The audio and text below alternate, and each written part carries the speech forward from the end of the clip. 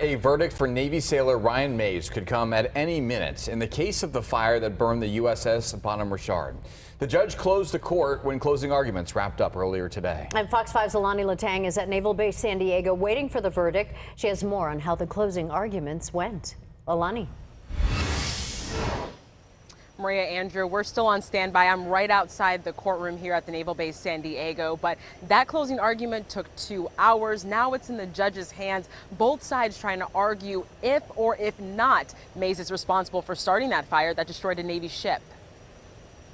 Day 9 of the arson trial against Seaman Ryan Mays ended with closing arguments. The prosecution started off by saying that the fire that destroyed the Bonhomme Richard was a mischievous act done by a disgruntled person. They say Mays had motive because he was upset over having to drop out of SEAL training, claiming that Mays had said he didn't like working or living on deck. They say Mays had opportunity because the storage area where the fire started is open access to everyone on ship.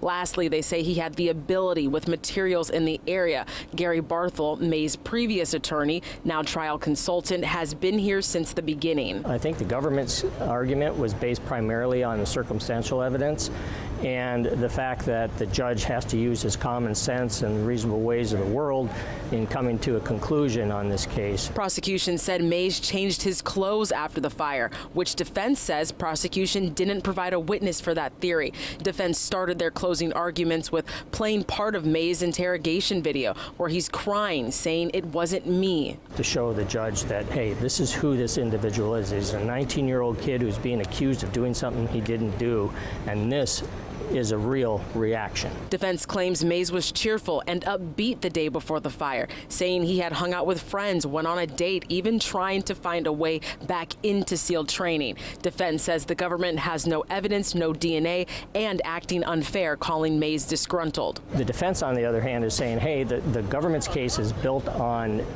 bias, and they came into this investigation biased. It affected the way they did this investigation. Mays' lawyers said the area where the fire took place was junky, adding that something like a lithium battery could have started the fire. Defense slammed the prosecution's experts, including ATF agents who didn't take photos or notes. The major issues that the judge is going to have to evaluate in coming to a decision in this case is evaluating the credibility of the witnesses, and then he's also going to have to deal with the scientific evidence.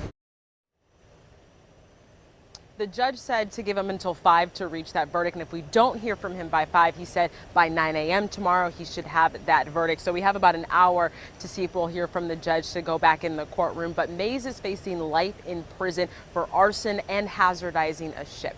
Reporting live at Naval Base San Diego, I'm Alani Latang, Fox 5 News.